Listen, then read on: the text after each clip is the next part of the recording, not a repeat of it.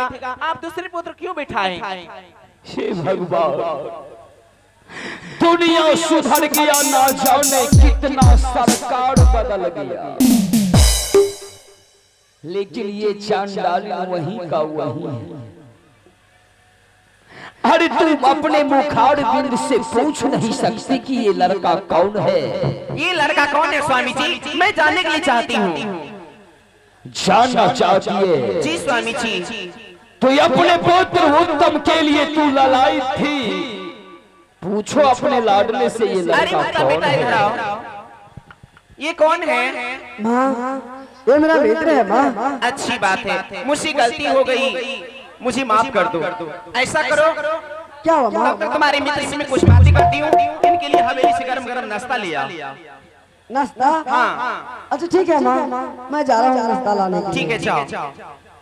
स्वामी जी, मैं नहीं जानती थी कि उत्तम का दोस्त है। अगर मैं पहले जानती कि उत्तम का दोस्त है तो मैं ऐसी कदम कभी नहीं उठाती। महारानी तू कभी नहीं जानोगी, तू बिल्कुल गाधी है। नहीं, मैं बिल्कुल सुधर गई हूँ। हाँ, आप ऐसा कीजिए, आप जाइए चाय पीने के लिए और मैं तब तक इनसे कुछ बातें करती हूँ। महारानी पहले मेरी बात को सुनो। ये लड़का अपने पुत्र का रक्षा किया और तो इसे मेरे गोद से उठा करके फेंक दिया। जरा अपने दिल से सोचो, इसके दिल में कितना बड़ा चोट आया होगा। हाँ स्वामी जी। महारानी अपने दरबार में इसे इतना खिलाओ पिलाओ, इतना माँ का प्यार दो कि ये इस बात को भूल जाए कि वो मेरे गोद में बैठा था और तू उसे उठा करके फेंक दिया। ठीक है स्वामी जी, जाइए आप। ठीक है महारानी, मैं जा रहा हूँ और तू फिलहाल इन बच्चे से बातें करो।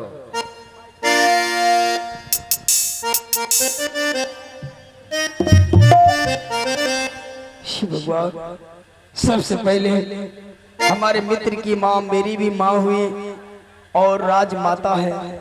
मैं राजमाता के चरणों में कोटि कोटि नमन करता हूँ। सुना मेरी बात, प्रणाम करने से पहले कुछ सोचो और कुछ समझो, ठीक है? ये तो पहले बता कि तुम किसकी इजाजत से महाराज के गोद में बैठ गया और तुझे कैसे बैठने का हिम्मत हुआ? हे माता श्री, मैं अपने मन से महाराज के गोद में नहीं बैठा था।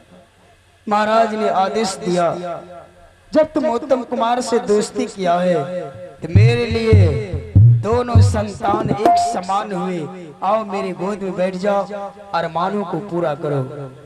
और महाराज के गोद में जाकर मैं बैठ गया। माँ सुनो इधर, तुम्हें तो ये सोचना चाहिए कि महाराज के शरीर में राजशाही लिबास पीताम्बरी पहने हुए हैं और तुम्हारे शरीर में धूल मिट्टी लगी हुई है, तुमको कैसे बैठने का हिम्मत हुआ? माँ, इसके लिए मुझे क्षमा कर दो।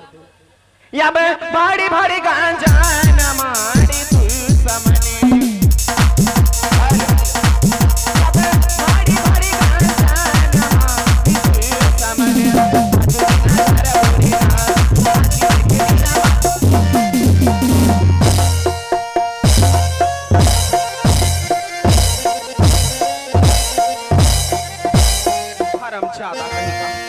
मैं सब कुछ भी सुनना नहीं चाहती हूँ। भगवान, आप कितनी क्रोध में रहती हो। आहे नहीं आकल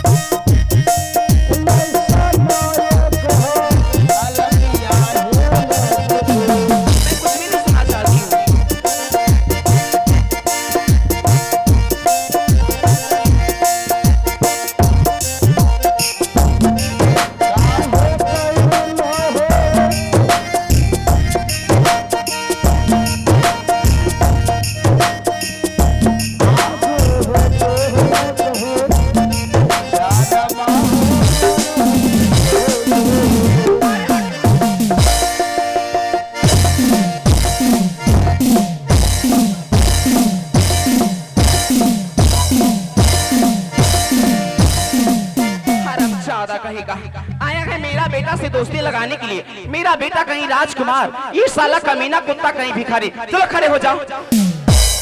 हे माता, आप शांत हो जाइए माँ। आपको क्या हो गया? एक छोटी सी भूल के लिए इतनी बड़ी सजा दे रही हो माँ? ऐसा गलती कभी नहीं ये करूंगा। तुम पहले बता कि तुम्हारा घर कहाँ पड़ता है और तुम्हारा नाम क्या है? मेरा घर जंगल में पड़ता है माँ। और तुम्हारा नाम क्या है? मेरा नाम भक्त ध्रुव कुमार है। और तुम्हारे पिताजी का क्या नाम है? नहीं मालूम। क्या? मैं पिताजी के बारे में कुछ नहीं जानता। क्या पिताजी का नाम नहीं जानता है? नहीं माँ। अरे साला, इससे साबित यही होता है कि तुम एक नाजायज औलाद हो। मतलब? तेरी माँ जंगल में रहती है, कितना लोग आता जाता होगा, कहने की बात नहीं। शायद लगता है कि तेरी माँ रंडी से बेहतर है, इसलिए तुम अपने पिताजी का नाम नहीं जानते हो। अभी मैं मंत्री जी को बुलाती हूँ। मंत्री जी! भगवान, हे माता श्री, आप एक राजमाता हैं, एक नारी है।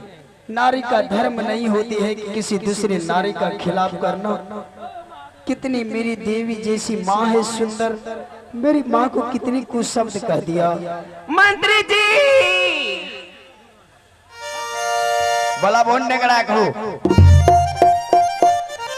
इन नए सब न देखियो, उन्ना न देखियो, पागल सब। मंत्री जी! हे भगवान, भगवान करे सब हुने लॉकडाउन में फंस जा, मेरा प्राण बच जाएगा। हेलो बोला ही ना, मर गया पैसा। हरिया जल्लाद है रे।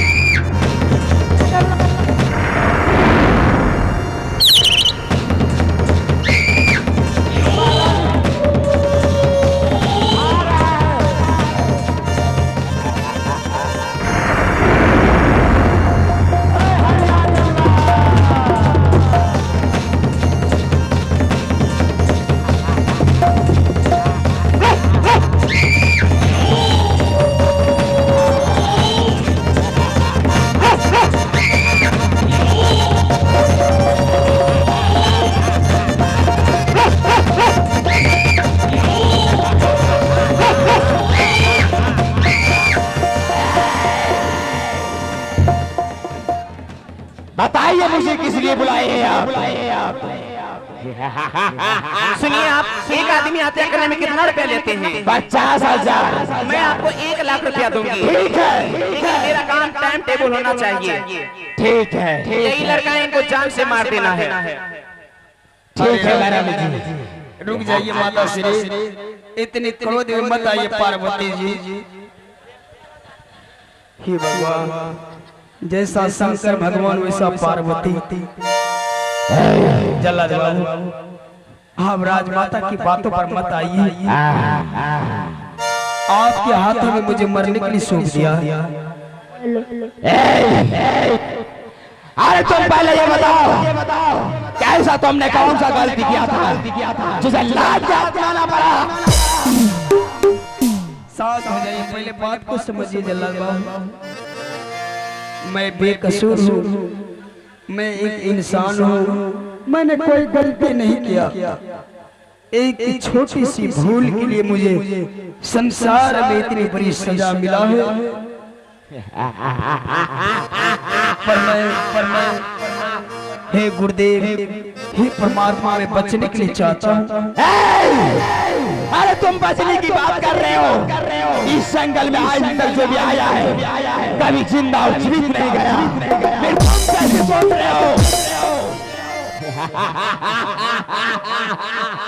आहू गोर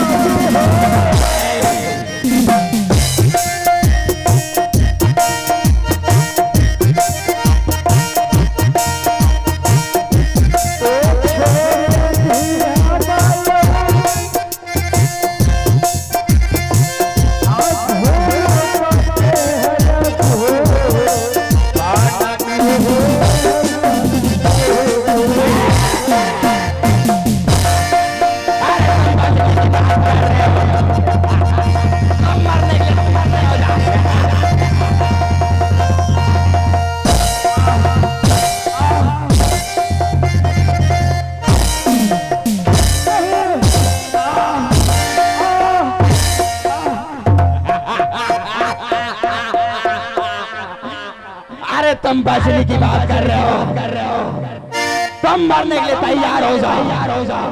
हे जल्लाद बाबू, इस संसार में मुझे मारने के लिए चाहते हो। आपका इतना भयानक शरीर देख रहा हूँ, आपका भोजन क्या है जल्लाद बाबू? भोजन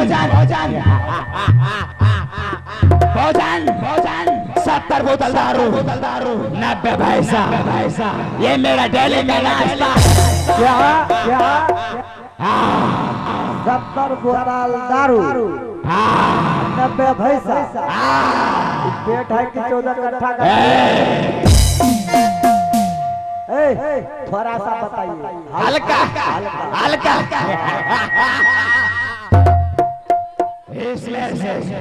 इसमें से क्या? खिंचा 25 बच्चा चाहिए। जल्लाद जी जाइए ना, धीरे धीरे खा लीजिए। 25 बच्चा तो हेलो, सांस हो जाइए जल्लाद बाबू। एक तो जनसंख्या कम है, अब 25 बच्चा को खाइएगा। एक बच्चा को पालने में पेट में 9 महीना लगता है। आप 25 बच्चा खाइएगा, गांव सुन हो जाइएगा। पहले तुम बताओ कि 25 बच्चा है किधर? मुझे नाश्ता की अवश्य जरूरी है।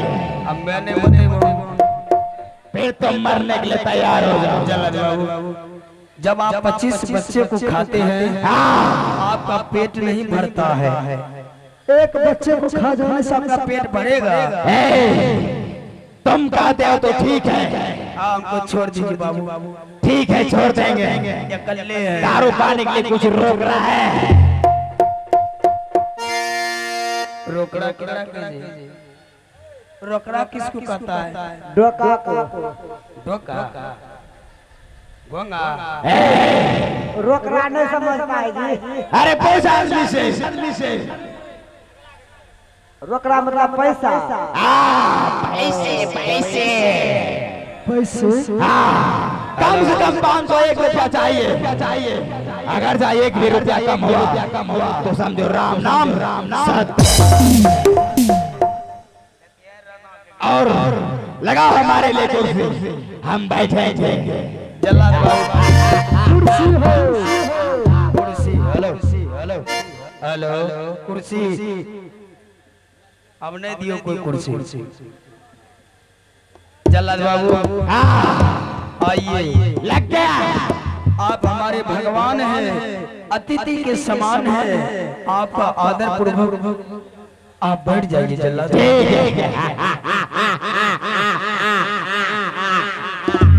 जल्लाद बाबू, आपको दारू पाने के लिए कितना पैसा चाहिए? कम से कम 501 रुपया। 501 रुपया? ये लॉकडाउन में कहाँ से लाएंगे?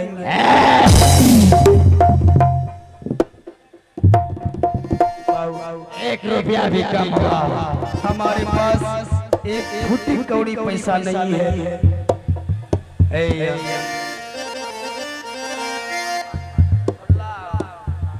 आइए।